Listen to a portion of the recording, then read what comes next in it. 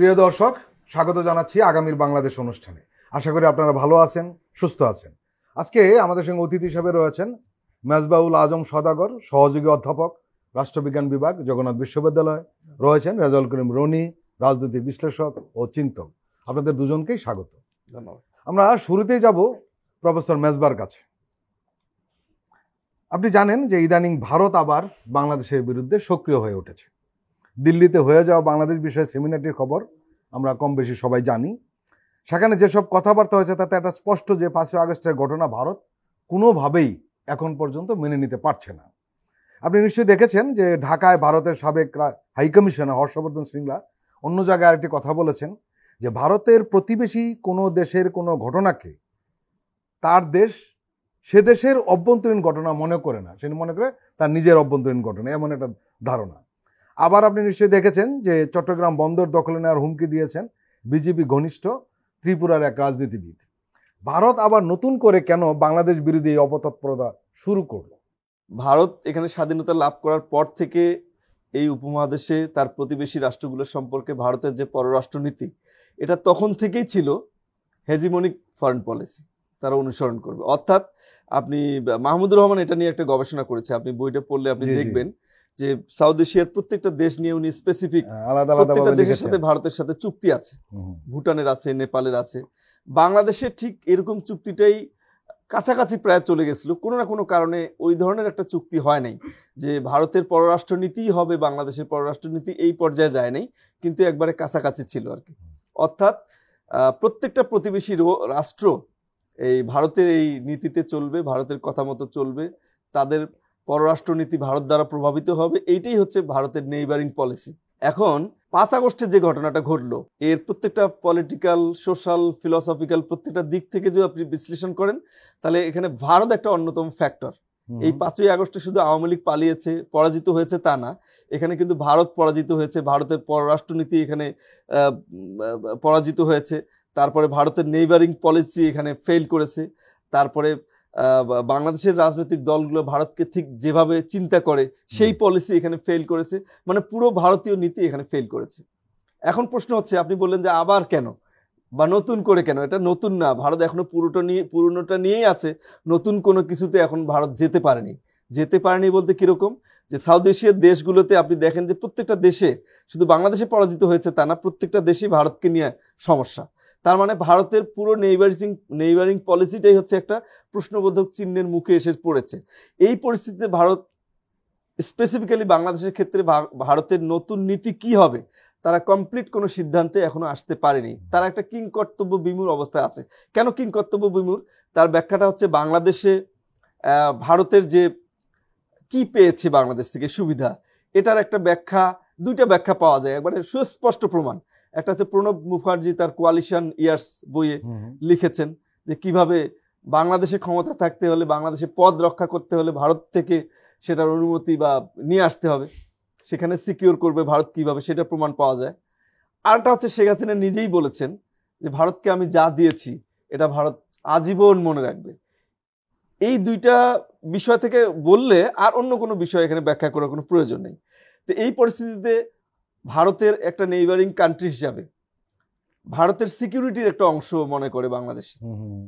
তো বাংলাদেশে তারা যেভাবে তাদের সিকিউরিটি এনশিওর করার জন্য বাংলাদেশকে যেভাবে ডিল করা দরকার, ভারত সেভাবেই বাংলাদেশকে ডিল করে, এবং সেরকম একটা সরকারও ছিল। তো ভারতকে বাংলাদেশ থেকে কি তার দরকার, এটার জন্য কোনো ডিপ্লোম্যাটিক নেগোসিয়েশন, কোনো বার্গেনিংয়ে কখনো ভারতকে যেতে হয়নি। মানে ভারত এক্সপেক্ট করার আগেই আমি দিয়ে দিয়েছি। কেন দিয়েছি? যে এটার বিনিময়ে যে আমার ক্ষমতাকে এখানে সাস্টেইন করার জন্য ভারত যা কিছু দরকার, এই সম্পূর্ণ দায়িত্বটা হচ্ছে ভারতের। যার ফলে ভারতকে কখনো কোনো বার্গেনিং করতে হয়নি যে বাংলাদেশ থেকে সে কি পাবে বা কি পাবে না, কোনটা জিনিস নিয়ে কোনো আলোচনারও কোনো প্রয়োজন হয়নি ভারতের। জাস্ট ভারতের চাওয়া, তারপরে দিয়ে দেওয়া, ব্যাপারটা ছিল এরকম। এই কারণে বাংলাদেশ নিয়ে ভারতের যে পররাষ্ট্রনীতি, এটা ছিল এই ধরনের, মানে মোর হেজিমনিক, হাইলি হেজিমনিক।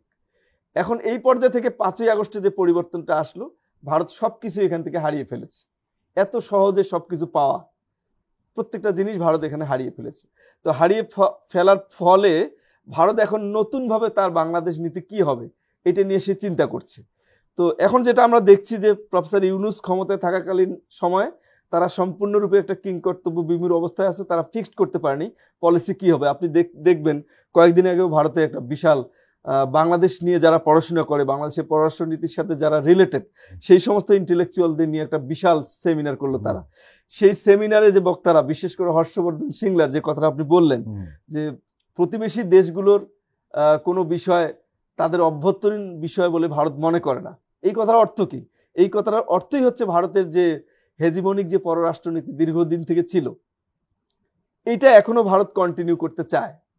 এই কন্টিনিউ সে কিভাবে এখন করবে, এই জন্য সে চিন্তা করতেছে বাংলাদেশে কত দ্রুত নির্বাচন হবে এবং নতুন যারা ক্ষমতায় আসবে তাদের সাথে তারা নেগোসিয়েশনে গিয়ে তাদের নতুন। এখন তো আবার উল্টা পলিসি, বাংলাদেশের নির্বাচন নিয়ে তাদের নির্বাচন যাতে না হয় সেই অপতৎপরতা রয়েছে, কারণ তারা আওয়ামী লীগ যদি নির্বাচনে অংশ না নিতে পারে তারা সেই নির্বাচন চাইবে না। হ্যাঁ, সেটাই তো তারা বলতেছে এবং এটাও তারা প্রশ্নের মুখে পড়েছে। আপনি জানেন যে বাংলাদেশ নিয়ে সবচেয়ে বেশি পড়াশোনা এবং গবেষণা করেন যে শ্রীরাধা দত্ত। শ্রীরাধা দত্ত কিন্তু এই প্রশ্নটা তুলেছেন কয়েকদিন আগে। শ্রীরাধা দত্ত বলছেন যে বাংলাদেশে কয়েকটি ভ্যালিড প্রশ্ন উত্থাপিত হয়েছে বাংলাদেশের সোসাইটিতে। কি ভ্যালিড প্রশ্ন? যেমন ধরেন যে কয়েকদিন আগে 14 সালের নির্বাচনে, 18 নির্বাচনে, 24 নির্বাচনে ভারত কখনো ইনক্লুসিভ ইলেকশনের কথা বলেনি। তো এখন কেন ভারত ইনক্লুসিভ ইলেকশনের কথা বলছে? এটি বাংলাদেশের রাজনীতিতে জনগণ কর্তৃক উত্থাপিত একটি ভ্যালিড কোশ্চেন। তো তিনি বলতেছেন যে ভারতকে কিন্তু সেই বিষয়টাও বাংলাদেশ পলিসি তাদেরকে ঠিক করতে গিয়ে সেই বিষয়টাও কিন্তু তাদেরকে মাথায় নিতে হবে। তো ভারত এই মুহূর্তে সবকিছু মিলে ভারতের পলিসি এখনো ফিক্সড না, তারা চিন্তা করছে। ভারতের জন্য বাংলাদেশ বিষয়ে পলিসি নির্ধারণ করতে গিয়ে একটা ট্রানজিশনাল অ্যাজ ওয়েল অ্যাজ একটা চ্যালেঞ্জিং পিরিয়ড তারা ফেস করছে। এই চ্যালেঞ্জিং পিরিয়ডটাতে হচ্ছে বাংলাদেশের পলিটিক্যাল পার্টিগুলোকে ঠিক করতে হবে এই মুহূর্তে। আপনি কি মনে করেন ভারত বাংলাদেশের পলিসির ব্যাপারে একটা ডিলেমার মধ্যে রয়েছে? অবশ্যই বড় ধরনের একটা ডিলেমার মধ্যে রয়েছে এবং এই যে ডিলেমার মধ্যে রয়েছে, এই ডিলেমাটাই হচ্ছে বাংলাদেশের রাজনৈতিক দলগুলোর জন্য একটা অপরচুনিটি, যেই সময়ে রাজনৈতিক দলগুলো ঠিক করবে যে ভারতের সাথে তাদের জনগণের চাওয়া অনুযায়ী তাদের পলিসি কি হবে। রেজাউল করিম রনি, প্রফেসর মেজবার শেষ কথার সুর ধরেই আপনাকে একটা জিনিস জানতে চাইবো আপনার কাছে, যে রাজনৈতিক দলগুলোর ভারত পলিসি কি হবে সেটা আসলে স্পষ্ট হওয়া দরকার। আপনি জানেন যে ইতিমধ্যে একটা অভিযোগ উঠেছে যে দেশের অভ্যন্তরীণ রাজনৈতিক বিভাজন, রেষারেষি ভারতের জন্য সুযোগ তৈরি করছে কোনো কোনো রাজনৈতিক দলের নীতি নির্ধারণের প্রভাব খাটাতে। এই যে পরস্পরের রেষারেষি, শত্রু ভাবাপন্ন, এবং এর ফলে হচ্ছে কি রাজনৈতিক দলগুলো এমন সব কথা বলছে যে ভারত তার নীতিতে সেই রাজনৈতিক দলের নীতি নির্ধারণে এক ধরনের প্রভাব খাটাচ্ছে। এই যে বিষয়টা উঠছে, নানান জায়গায় নিয়ে আলোচনা হচ্ছে, আপনি নিজেও জানেন। যে তাই হয় তাহলে কি দাঁড়াবে শেষ পর্যন্ত? প্রথম হইলো, এখানে আমি ছোটবেলা থেকে বলে আসতেছি ভারত প্রশ্নে আমাদের একটা জাতীয় নীতি লাগবে। রাইট। অমুক দল ভারত বিরোধী, অনেকবার বলেছি। হ্যাঁ, তমুক দল ভারতপন্থী, তমুক ভারতের দালাল, তমুক ভারত বিরোধী, এইভাবে হবে না। ভারতের সাথে আমাদের সম্পর্কের ইতিহাস, পার্টিকুলারলি প্রতারণার ইতিহাস, 54 বছরের ইতিহাস যদি পর্যালোচনা করেন, এবং আমাদের পররাষ্ট্রনীতি যে দাঁড়ায় নাই, সেটা কেন দাঁড়ায় নাই? কারণ হইল ভারতকে আপনি সুবিধা দেওয়ার জন্য আপনার এন্টার পররাষ্ট্রনীতি শুধু ভারতের ক্ষেত্রে না, অন্যান্য দেশের ক্ষেত্রে আপনি কখনো আপার হ্যান্ড নেওয়ার জায়গায় নিতে পারেন নাই। কেন? রাষ্ট্রের বেসিক কম্পোনেন্ট, আমি বহুবার বলছি, আবারও রিপিট করি, বেসিক কম্পোনেন্ট হলো enemy perception, not friend perception. একটা রাষ্ট্র আলাদা অন্য রাষ্ট্র থেকে যে আলাদা হয়, এই যে দেখুন আরব ওয়ার্ল্ডে আলাদা আলাদা দেশ, এই কারণে শুধু ভাষার মিলের কারণে না, তার জাতি গঠনের চৈতন্যের মধ্যে এমন এমন কিছু উপাদান আছে যে কারণে সে তার আলাদা টেরিটরি এবং আলাদা শাসন প্রণালী সে প্রণয়ন করে, এবং অন্য অনেকের সাথে তার অনেক কিছু মিল থাকার পরেও তাকে সে এক্সপেক্টেড এনিমি ধরে নিয়ে রাষ্ট্র শুরু করে। সো এটা বেসিক ফাউন্ডেশন আগামবেনেটে এক্সপ্যান্ড করছে এবং এটা বেসিক্যালি কার্ল স্মিথ থিওরাইজ করছে। এইবার আপনার পররাষ্ট্রনীতি যে আপনি নিলেন, সবার সাথে বন্ধুত্ব, কারোর সাথে শত্রুতা নয়, আপনারা কইছে বন্ধুত্ব করতে? আপনি শত্রু ধৈর্য নিয়ে শুরু করবেন, শত্রু ধৈর্য নিয়ে আলাপ করলেই না আপনি ব্যবসা বাড়াইতে পারবেন, শত্রু ধৈর্য নিয়ে আলাপ করলেই না আপনি আপনার স্বার্থের ব্যাপারে এগ্রেসিভ হইতে পারবেন। বন্ধু ধৈর্য নিয়ে করলে তো পারবেন না। আপনি ভারতের সাথে অবশ্যই আমি ব্যবসা বাড়াইতে চাই, ভারতের সাথে অবশ্যই আমি ইকোনমিক্যালি আপার হ্যান্ড নিতে চাই, ভারতের সাথে আমি আর অবশ্যই সংযোগ বাড়াইতে চাই, ভারতে আমার একাডেমির লোকজন আমি প্রচুর ভারতে পাঠাইতে চাই, আমি ভারতের ইকোনমির একটা বড় অংশে আমি ডমিনেট করি, ভারতের বাজারে আমার পণ্য আমি বড় অংশে ঢুকাইতে চাই। আমার তো শত্রুতার চর্চা করার কোনো দরকার নেই। হ্যাঁ, এগুলো আমি, কিন্তু এটা আপনি করতে পারবেন না কখন? বললো আচ্ছা তোমার তো বন্ধুরা তুমি খালি দাও, কিন্তু আপনি শত্রু ধরে নিয়ে যখন শুরু করবেন তখন আমি যে জিনিসগুলো বললাম এগুলো আপনি করতে পারবেন, কিন্তু যখন আপনি বন্ধু ধরে নিয়ে শুরু করবেন তখন এই জিনিসগুলোও করবে। ভারত একটা বিশাল রাষ্ট্র, এবং এই রাষ্ট্রের আপনার 3য় নাম্বার রেমিটেন্স সরবরাহকারী দেশ আপনার দরিদ্র ছোট্ট বাংলাদেশ ছিল, হাসিনার আমলে ছিল জি, জি। এটা। হ্যাঁ, এখনো পুরাপুরি পার করা যাচ্ছে না। তো তার মানে কি আপনার এই যে অবস্থাটা, তার এটা একটা কলোনি ছিল ইন্ডিয়া, সাংস্কৃতিক ভাবে অর্থনৈতিক ভাবে বোধ অর্থে, এবং এখন এটা আমাদের জন্য তো অলওয়েজ এটা জিওগ্রাফিক্যাল থ্রেট, মানে এটা সার্বভৌমত্বের যে থ্রেট এটা তো অলওয়েজ আপনার আছে। তো ফলে এই জন্য আপনার আমাদের পররাষ্ট্রনীতির জন্য আমাদের ফাউন্ডেশন অফ জিও পলিটিক্স যেটা, এটা ঠিক করতে হলে ভারত প্রশ্নে আমাদের জাতীয় নীতি লাগবে, কোনো দলীয় নীতি দেওয়া হবে না, আমাদের একটা জাতীয় পজিশন লাগবে ভারতের ব্যাপারে। সেটা হলো 54 বছরের ব্যাপারগুলো পর্যালোচনা করে আমরা এরকম একটা কিতাবুল মুকাদ্দাস বানাবো, তারপর যেই ক্ষমতায় আসবে ভারতের হাতে ধরাই দেবো যে বাবা আমাদের সিদ্ধান্ত হলো এই বিষয়ে তোমার ব্যাপারে এরকম, এর বাইরে যাওয়ার সুযোগ নেই, আসো ব্যবসা বাণিজ্য করি, কি চাও বলো, কি দিবা বলো, কথা ফাইনাল। আচ্ছা, এটা গেল একটা দিক। আরেকটা দিক হলো যে আপনার এখানে অভ্যুত্থানের পরে যেটা হচ্ছে আওয়ামী লীগকে পুনর্বাসন করা এবং ভারতের স্বার্থ কি, এগুলো নিয়ে যে আলাপ হচ্ছে, এই আলাপের মধ্যে একটা ক্ষতিকর দিক আছে। সেটা হলো এখানে দেখেন আওয়ামী লীগ আমাদের সবার মধ্যেই আছে, আমাদের চারপাশের পরিবারের মধ্যেই আছে।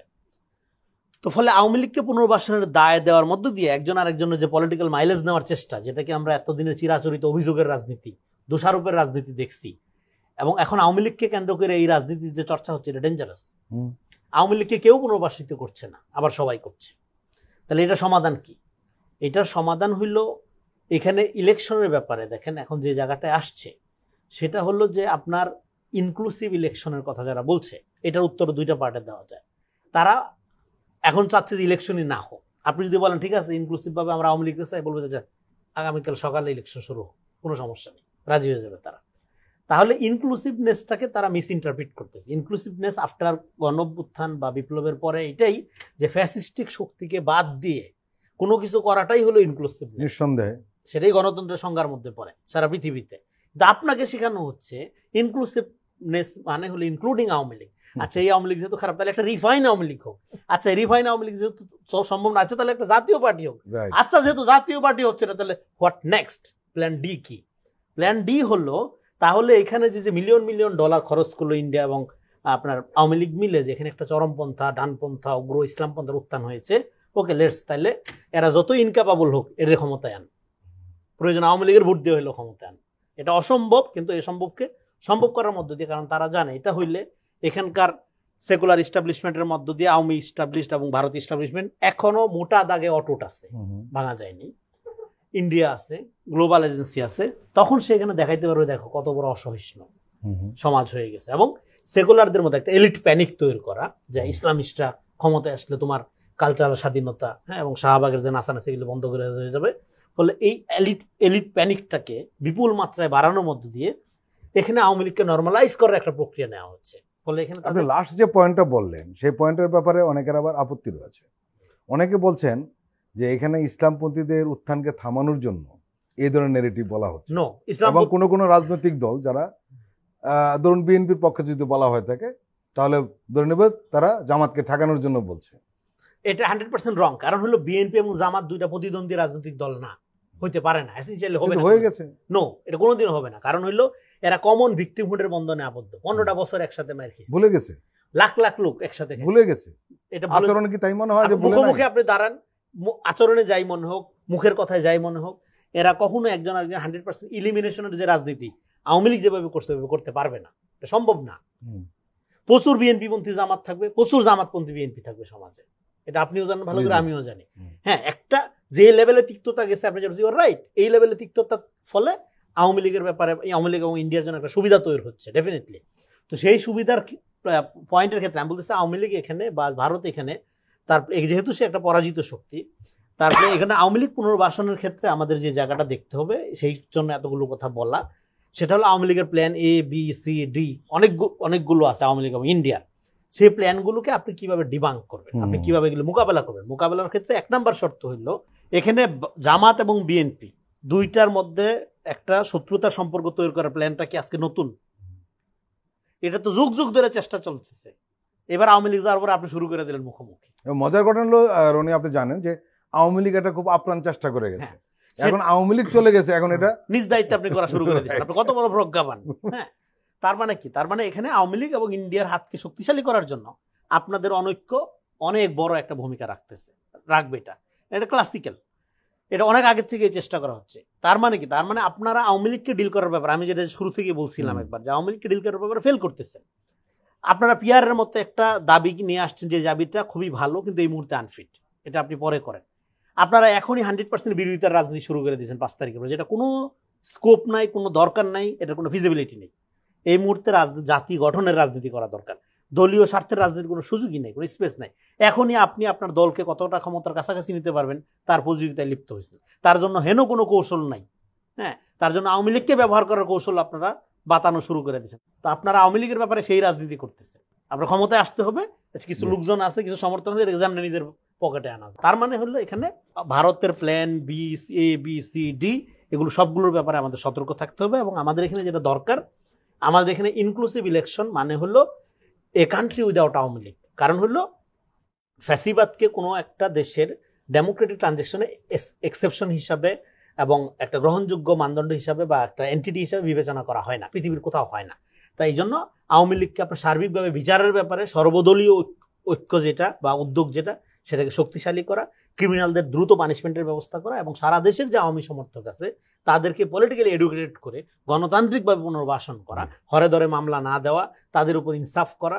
হ্যাঁ, কারণ হলে দেখেন, আপনার শত্রুর সাথে আপনার আচরণে যদি পার্থক্য না থাকে, তাহলে আপনার সাথে আপনার শত্রুর, আপনি বিজয়ী হওয়ার পরেও আপনি কোনো আলাদা মানদণ্ড তৈরি করতে পারবেন না জনগণের জন্য। সো আমাদের সার্বিকভাবে ভারত প্রশ্ন এবং আওয়ামী লীগের প্রশ্ন, এই দুইটা ডিল করার আগ পর্যন্ত কোন রকম কোনো বিভাজনের রাজনীতি আত্মঘাতী হবে, আপনি ক্ষমতায় আসলে আত্মঘাতী হবে। প্রিয় দর্শক, আমরা এখন একটি বিরতি নিচ্ছি, আপনারা আমাদের সঙ্গেই থাকুন।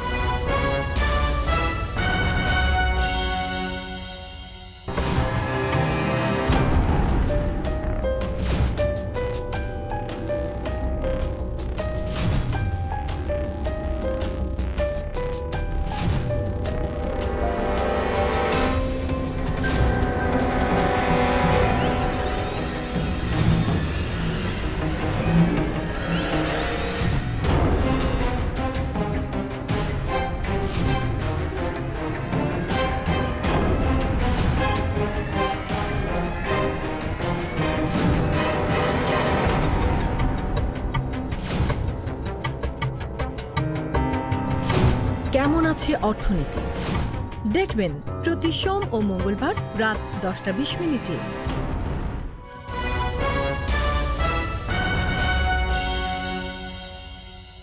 আবারও স্বাগত আগামীর বাংলাদেশ অনুষ্ঠানে। আজকে আমাদের সঙ্গে আলোচনায় রয়েছেন মেজবাউল আজম সওদাগর, সহযোগী অধ্যাপক, রাষ্ট্রবিজ্ঞান বিভাগ, জগন্নাথ বিশ্ববিদ্যালয়ে। রয়েছেন রেজাউল করিম রনি, রাজনৈতিক বিশ্লেষক ও চিন্তক। প্রফেসর মেজবা, আপনি নিশ্চয়ই দেখেছেন যে প্রথম আলো এবং লন্ডনের দ্য টাইমসের অনুসন্ধানমূলক একটি প্রতিবেদন নিয়ে বেশ কদিন ধরে আলোচনা হচ্ছে। কারণ সেই অনুসন্ধানে বলা হয়েছে যে ব্রিটেনের ক্ষমতাসীন দল লেবার পার্টির পার্লামেন্ট সদস্য টিউলিপ সিদ্দিকী, যিনি পালিয়ে যাওয়া প্রধানমন্ত্রীর ভাগ্নি, তার কেবল বাংলাদেশের জাতীয় পরিচয়পত্র এনআইডি ও পাসপোর্টই ছিল না, তিনি এদেশের একজন নিয়মিত করদাতাও ছিলেন। এবং আপনি জানেন উনি বাংলাদেশি নাগরিক নন, বাংলাদেশি কেউ নন, এভাবে তিনি গলা ফুলিয়ে ব্রিটেনের সাংবাদিকদেরকে বলেছিলেন। কিন্তু এখন দেখা যাচ্ছে গোটা বিষয়টি খুব গোলমেলে এবং জটিল। কি বলবেন? আমার একটা কথা মনে পড়ে গেল, যে যখন বাংলাদেশে ব্যাপকভাবে গুম খুম হচ্ছিল, ইন্টারন্যাশনাল হিউম্যান রাইটস অর্গানাইজেশনগুলো যখন খুব এটা নিয়ে তৎপর ছিল, তখন কিন্তু টিউলিপ তাদের প্রশ্নের সম্মুখীন হয়েছিলেন অনেকবার।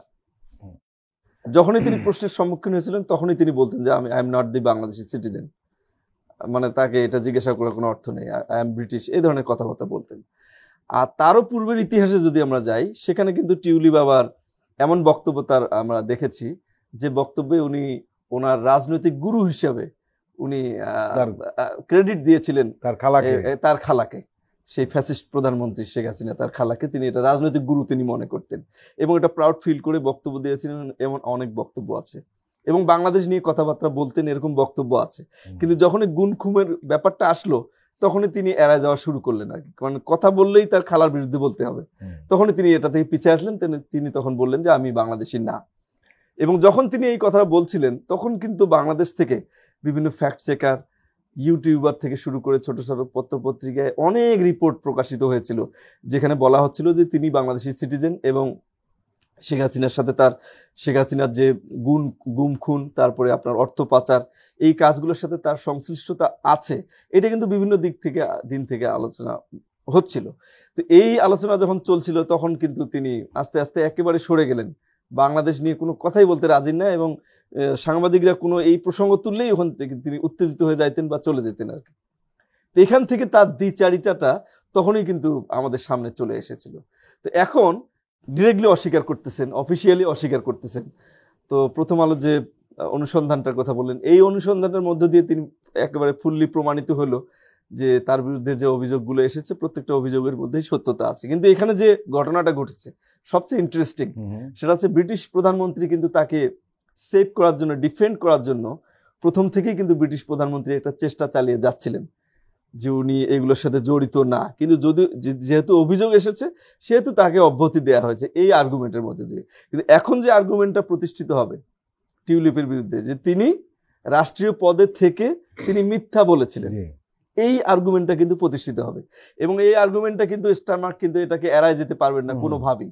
তো এটা যদি প্রতিষ্ঠিত হয় তাহলে কিন্তু টিউলিপের যে ক্যারিয়ার এটা কিন্তু পুরোটাই ক্ষতিগ্রস্ত হবে, তিনি এই ক্যারিয়ার একবারে শেষ হয়ে যাবে তার। রাজুল করিম রনি, আপনি নিশ্চয়ই দেখেছেন যে ক্ষমতাসীন লেবার পার্টির এমপি টিউলিপ রেজওয়ানা সিদ্দিকীর বাংলাদেশের নাগরিকত্ব নিয়ে যে অনুসন্ধানী প্রতিবেদন প্রকাশ করার পর ব্রিটেনের আরেকটি দৈনিক একটা ফলো আপ সংবাদ প্রকাশ করেছে। পত্রিকাটির নাম হলো ডেইলি এক্সপ্রেস।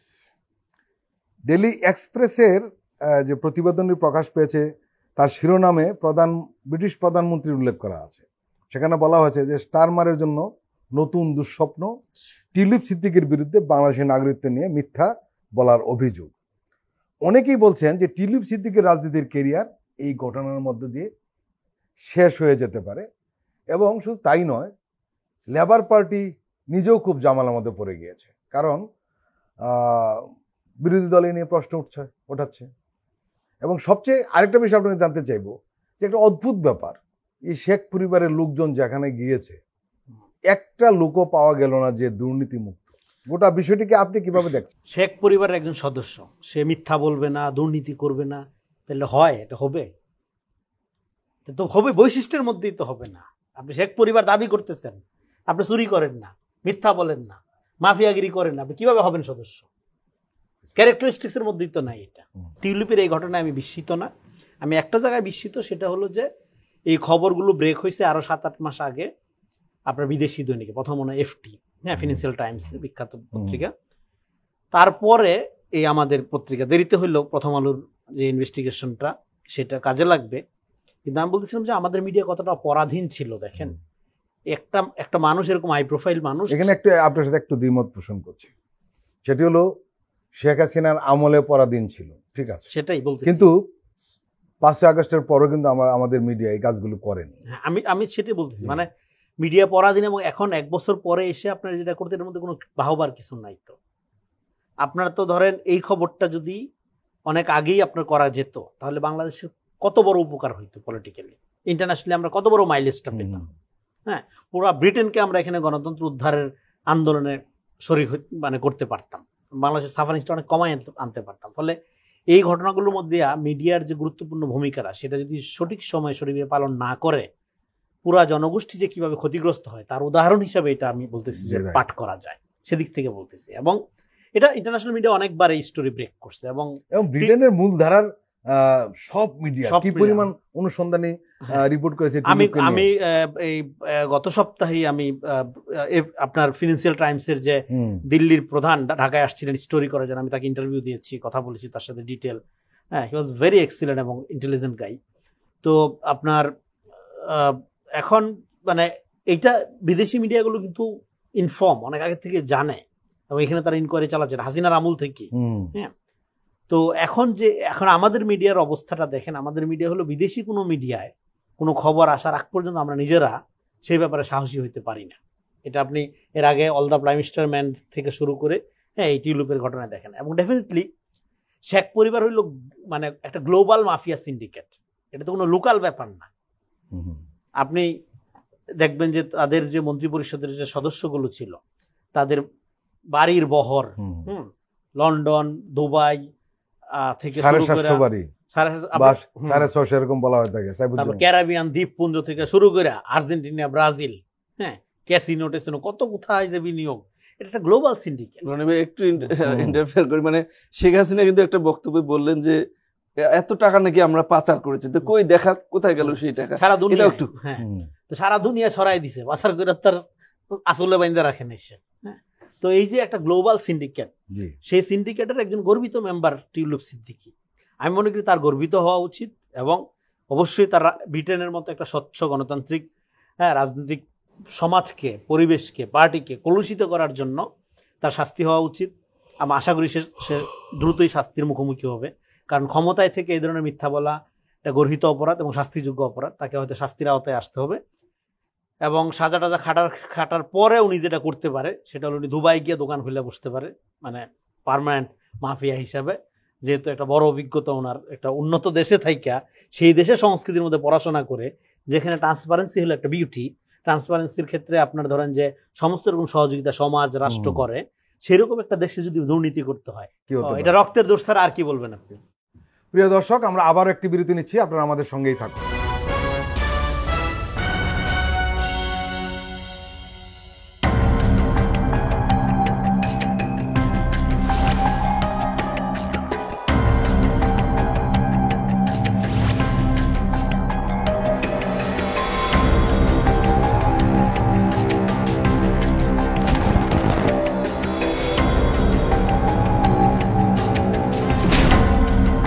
ফ্যাসিবাদের দিনলিপি, গবেষণা ও উপস্থাপনা সাইদ খান, প্রযোজনা আফরোজা সুলতানা ও মামুন মাহমুদ। দেখবেন প্রতি রবি থেকে বৃহস্পতিবার সন্ধ্যা 7টায়।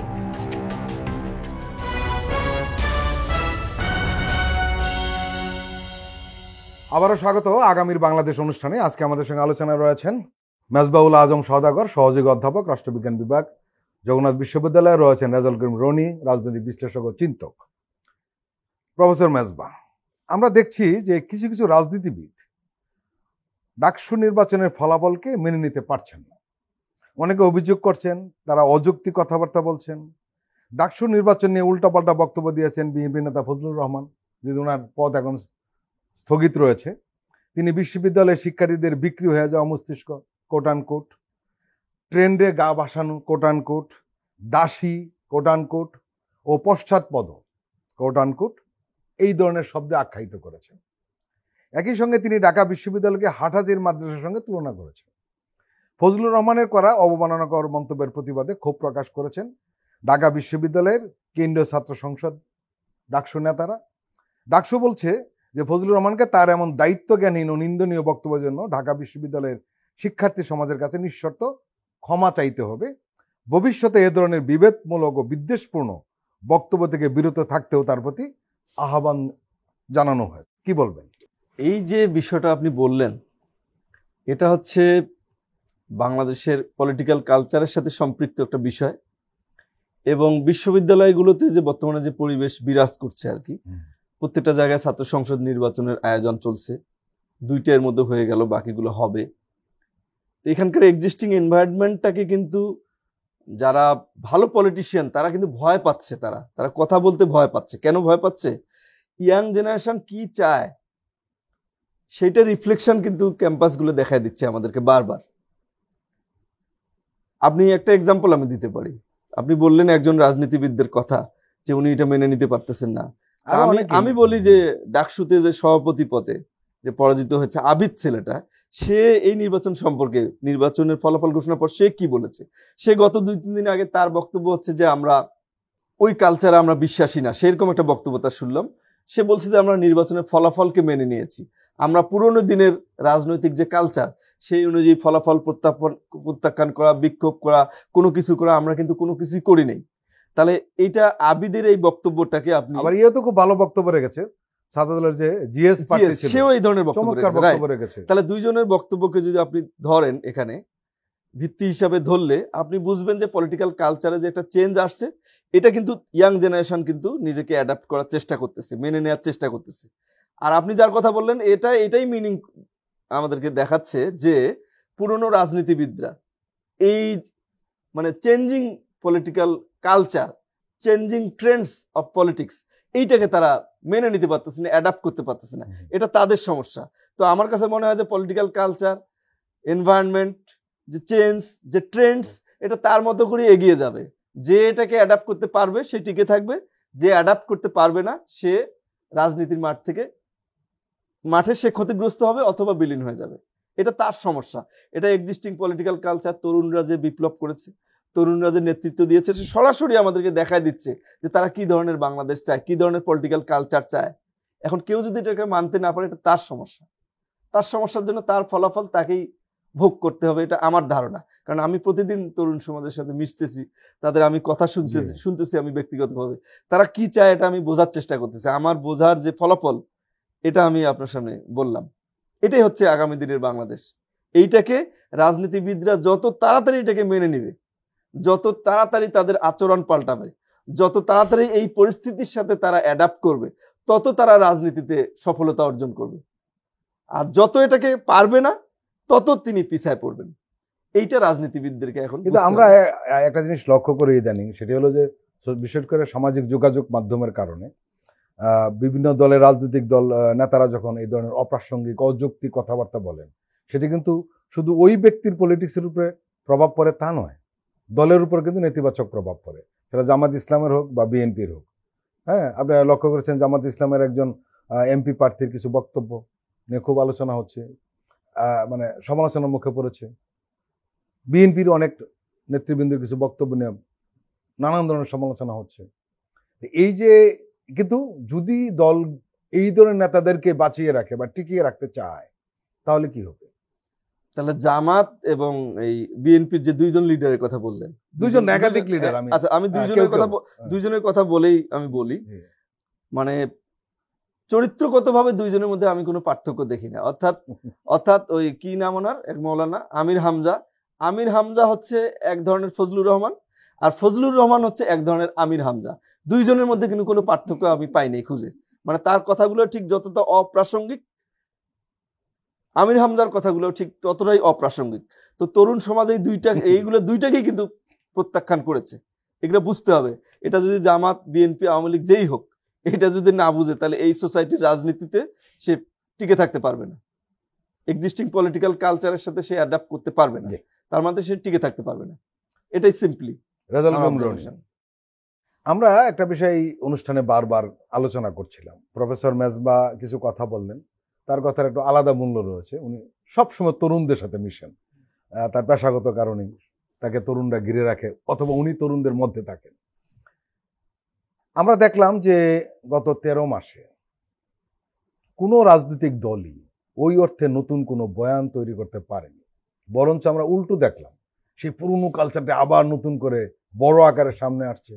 কারো কারো মুখে আমরা শুনছি সেই আওয়ামী বয়ান। এই সংকটটা তৈরি হলো কেন? এই সংকটটা তৈরি হলো কারণ এটা ভেরি সিম্পল। কারণ ধরেন আপনি এখানে তো একটা গণ অভ্যুত্থান হয়েছে, এটা কোনো বিপ্লব হয়নি, এবং গণ অভ্যুত্থানটা হয়েছে কমন ভিক্টিমহুডের মধ্য দিয়ে আমরা একটা ইমোশনাল মোরাল আপরাইজিং ঘটাইতে পারছি। কিন্তু সমাজে যে ফ্যাসিবাদ তো আকাশ থেকে পড়েনি, এটা তো একটা সামাজিক কাঠামোর মধ্যে এটা বিস্তৃত হয়েছে, এবং বিস্তৃত হওয়ার মধ্য দিয়ে যেটা হয়েছে, এটা তো একটা লম্বা কালচারাল ফিলোসফিক্যাল একটা আন্ডারস্ট্যান্ডিং দরকার আমাদের ম্যাস সোসাইটির মধ্যে, এবং সেটার ক্ষেত্রে পলিটিক্যাল পার্টিগুলোর আগে আসা দরকার এই অর্থে যে আপনি ফ্যাসিবাদী সংস্কৃতির বিরুদ্ধে যদি একটা নতুন গণতান্ত্রিক বাংলাদেশ করতে চান, তাহলে তো নতুন গণতান্ত্রিক সংস্কৃতি, বয়ান, এটাকে আপনার মেইনস্ট্রিম করতে হবে। সেটা মেইনস্ট্রিম কিভাবে করবেন? আগে নিজের মধ্যে এটা অ্যাডাপ্ট করার মধ্যে দিয়ে তারপরে আপনি এটা সমাজে চালাবেন। তখন আপনি নিজের মধ্যে অ্যাডাপশনের জায়গাটা কেন করতে পারলেন না? আপনি প্রথমে এখন ব্যস্ত হচ্ছেন ক্যাবিনেটে কতটা নিজের আপনার প্রভাব বা নিজের করায়ত্তে রাখতে পারবেন সেই প্রতিযোগিতায় নামছেন। এখানে দলীয় স্বার্থ এবং জাতীয় স্বার্থের রাজনীতির সংঘাত আমি দেখতে পাচ্ছি।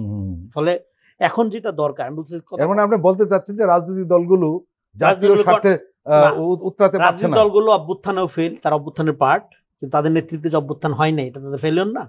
বাচ্চা ছেলেদের এবং কেউ কেউ কিন্তু একটা কথা বলছে যে রাজনৈতিক দলগুলোর নেতৃত্বে যেহেতু অভ্যুত্থান হয় নাই, তারা এক ধরনের মনস্তাত্ত্বিক কি বলবো একটা ইনফিউরিটিতে ভোগে। কি অবশ্যই ভোগা উচিত।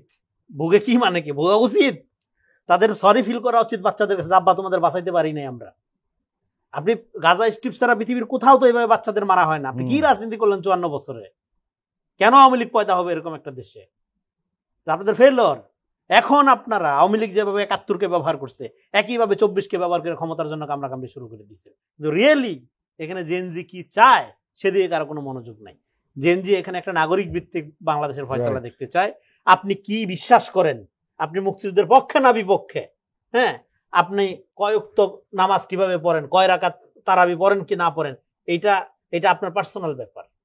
এটা রাষ্ট্র ঠিক করে দেওয়ার রাষ্ট্রের দায়িত্ব না। রাষ্ট্র এটা জিজ্ঞেস করে আপনাকে আমাকে বিভক্ত করবে না। রাষ্ট্র জিজ্ঞেস করবে তুমি তোমার অধিকারটা ঠিক মতো পাইছো কিনা, বাজার তুমি ঠিক মতো বাজার করতে পারো, জিনিসপত্র ঠিক আছে কিনা, তোমার ছেলেকে স্কুলে দিতে পারো কিনা, তোমার হেলথ ঠিক চিকিৎসা সেবা পাও কিনা, এইটা রাষ্ট্র জিজ্ঞেস করবে।